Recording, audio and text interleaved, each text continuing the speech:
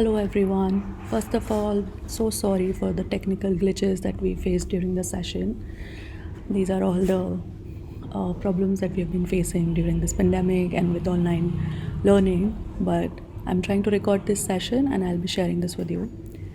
So, thank you for this opportunity, first of all, ACMC, for letting me present my project. This is an independent project that I'm leading in New Delhi, India.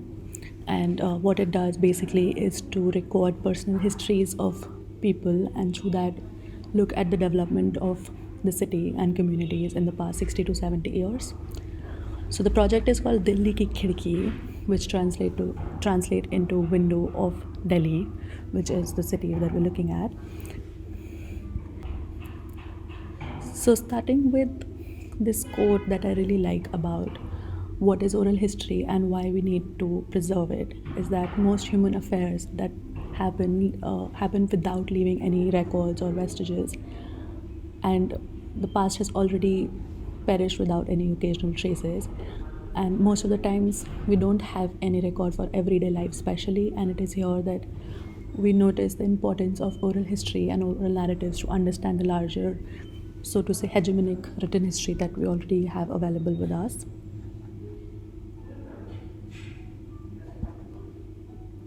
So, what is oral history? The central point of oral history is that it cannot be any random recording that already exists. It has to have a dialogue between the interviewer and the interviewee, where basically you record the interviews, their personal experiences, their personal memories, their personal commentaries on events of historical significance, or even just everyday events through which you sort of reconstruct the history or important, so to say, important historical events.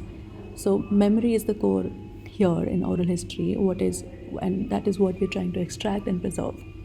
So most of these interviews are semi-structured. That is the process that I follow. I like to follow a very immersive approach where I don't go in with any prior assumptions or prior questions, and I like to give my interviewees a complete freehold of the process and sort of move with them.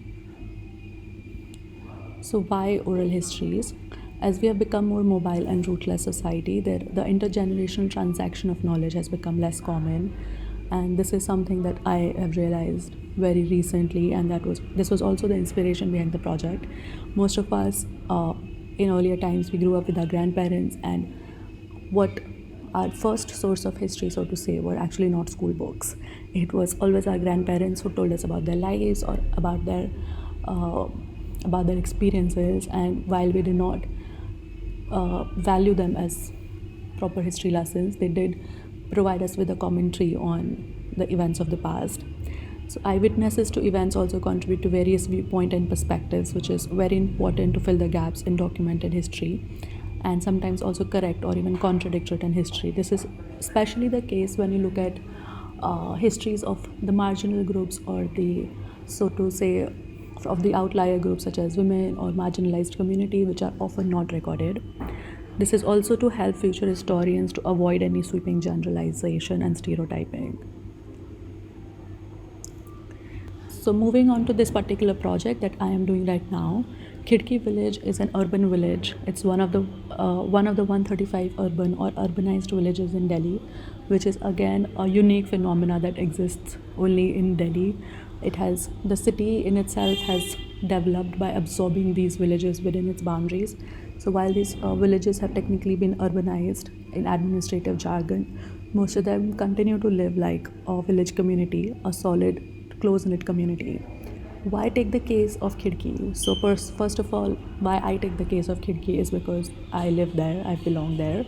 So it's a place that holds very special importance in my heart. But why study any urban village of Delhi?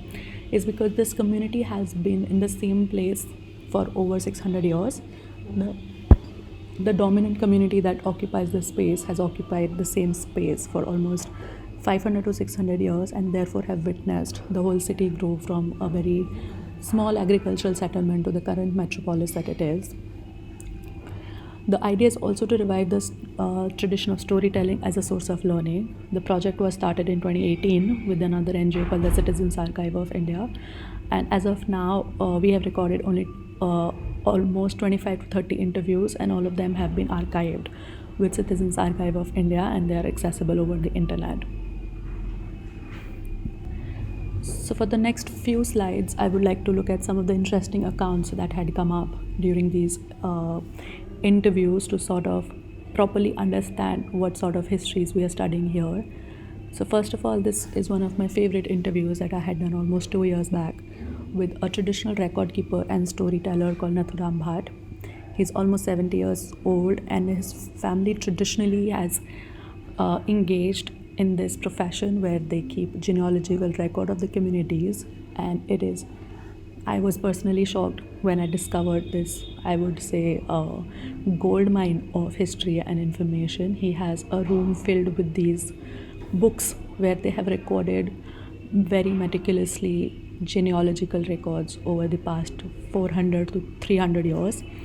I mean, earlier also they recorded these. They claim to have been recording these records for almost 1,000 years, but they were passed down either orally or the written material have not survived. But I was able to see my own family's history traced back to almost 300 years, which was personally very fascinating.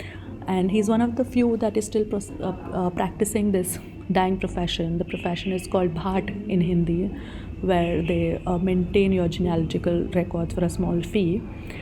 What is also very interesting is that they use a very distinct script. So in the area that I belong from, the dominant script that is used is Devanagari in Hindi. But this script that they use, it is said that only this community knows this script, and this script is not taught right now in any formal school or college, and is only passed down through generation.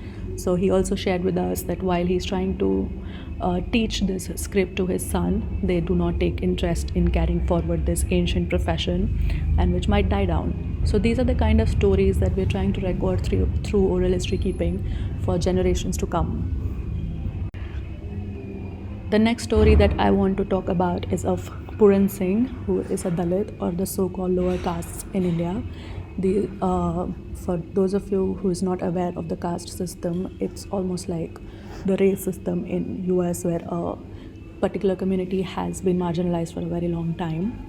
So this again provided a voice of the marginalized, and also how his family, though so the community now gets constitutional protection and a right to equality according to the Indian Constitution, but according to them, him and his family, they continue to face prejudice in everyday lives. So it was very interesting to see what the hegemonic current narrative as well as the hegemonic history shared with us about this community being reformed, this community being given all the rights, their right to equality, but as they shared with us how they continue to live through continued prejudice.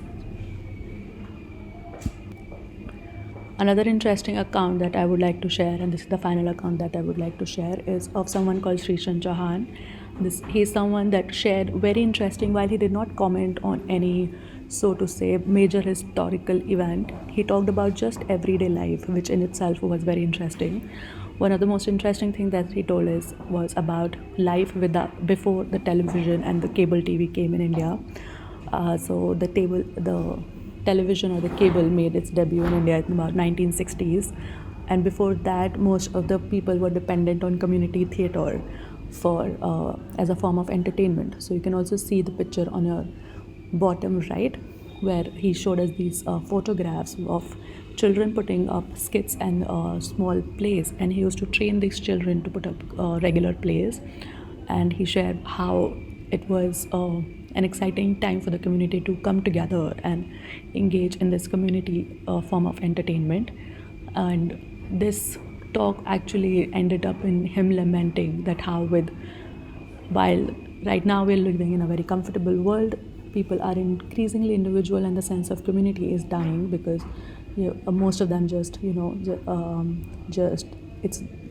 sit at home and engage in their private forms of entertainment. So this is a more of an overview of what sort of themes have come up during these projects in the last 2 years and almost 25 interviews, we have talked about lives of women, which is something of interest to me, but I haven't been able to share here, is about how, as we say, that most of the history is history written by men, and lives of women, especially in a community like this, which continues to be very regressive, it is something that is mostly glossed over. But these interviews have brought significant stories of how women have been dealing with changes. The second important theme that had come is about the India-Pakistan partition during the 1947, as this is the last generation, people who are right now 70 or 80-year-old, the last generation that remembered one of these biggest human migration that had happened in the history. And other important themes that have come up is about move of this community and the city as the whole from a rural to a more non-agricultural urban lifestyle, impact of government's policies on people, which is again very important, which intensified especially after 1980s as the city became more cosmopolitan and more urbanized, and the simple infrastructure changes that I highlighted earlier. Also Mr. Srichand had talked about the coming of TV. Other people have talked about the coming of piped water or coming of sanitation, even schools, transportation, these very interesting changes. Infrastructure that we take for granted in today's world, but these are the people who remember a life before these facilities were easily available. Structure, what is more important is that there is a growing distance between people and heritage. So a site that was a community site is now abandoned, and such a space is going to waste in a community which lacks any other community space. So this is another interesting theme that has come up with during the interviews, of how within the span of 50 to 60 years people's relationship with their heritage might change. Moving on to my final slide, the challenges that I face. The first challenge, of course, is weeding out my personal biases, as I myself belong to the community. A lot of times there is a chance that my own personal biases come in, so I have to be careful about weeding out these biases. There is a need to understand the stories contextually and unlearning any preconceived notions. I have to avoid neutrality. I have to maintain neutrality and avoid suggestive questions, maintain a required distance, and especially when you're interviewing people who have crossed a certain age, you have to be very careful that their memories might be cloudy and blurry, and one has to weed out and understand the facts from the story. So these are, of course, I've tried to outline the major challenges that I face, but these are, I believe, the challenges that all oral historians might face. So thank you for your attention and for your time. Through this presentation, I wanted to outline how oral history and personal stories, especially recording of personal narratives, can reinterpret history and assist us in reinterpreting history. I again apologize for not being able to present this as a live presentation and recording it. But in case you have any questions or any queries or any comments on this project, or want to learn more about this project, please feel free to contact me at my email ID. Thank you once again.